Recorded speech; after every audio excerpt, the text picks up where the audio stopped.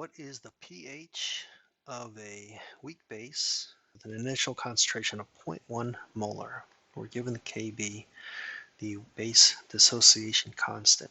All right, so if we write a generic reaction between a base in water, it's going to, bases are proton acceptors. So that base is going to accept a proton from water, so it'll do that. That'll increase the hydroxide ion concentration in the solution, which is why it's basic. We're going to need to get these concentrations at equilibrium before we can use this equilibrium expression constant. So let's set up a nice table. I stands for the initial concentration. C stands for the change in concentration. And this is what we're going for, is the concentration at equilibrium, because that's what these K values are, equilibrium constants. We have a initial concentration of base at 0.100 molar. We just ignore the water. And initially we assume none of the products have been made, but they are going to be made at some quantity X. The mole ratios are all ones here, so same quantity for the hydroxide as well as the conjugate acid. And that same quantity is going to get used up by the reactant. All right, so at equilibrium, the concentration is going to be X and X for the products, and for the reactant, it's going to be the initial concentration plus the change will give you the concentration at equilibrium. So 0.1 minus X. All right, we've got the concentrations at equilibrium, and we'll just plug that into the Kb value. Copy that over so I don't have to write it.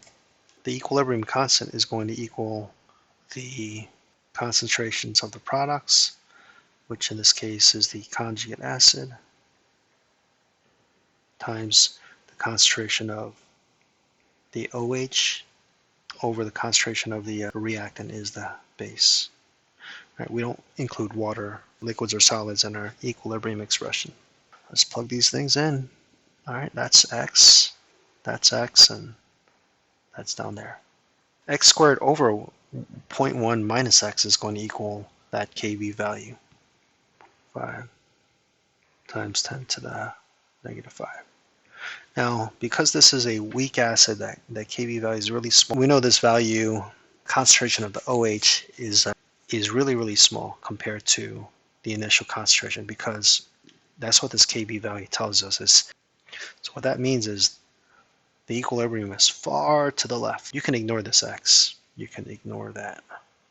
Because when you're adding or subtracting, you subtract a really, really small number from a much, much bigger number. It's not going to change that big number. It's like a gnat on an elephant. Now on the top, you're squaring it, and that's the only value on the numerator, so you can't ignore it up there. The whole point of this was we get to avoid the quadratic. All right, let's solve for X. So X squared is equal to, just cross multiply there, 0.1 times 1.50 times 10 to the negative 5. That's just going to be the same thing as divided by 10, so it's going to be 1.5 times 10 to the negative 6.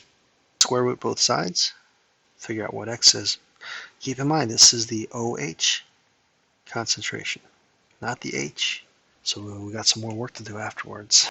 It's going to be 0.00122247 ... I think the question asked us for pH, didn't it? Yes. Yeah. Here's OH concentration, so we need to get the POH, which is equal to the negative log of the OH concentration.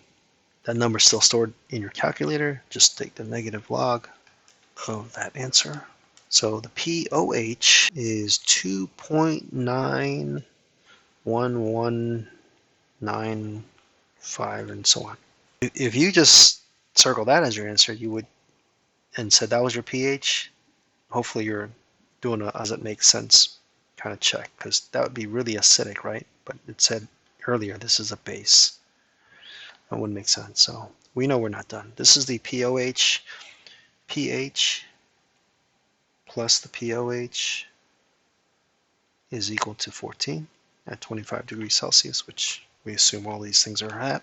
So 14 minus the answer we got previously. That's more like it. So the pH, this is our final answer. 11, it's not our final answer because we got to figure out how many sig figs we need. All right, 3 sig figs, 3 there, 3 there.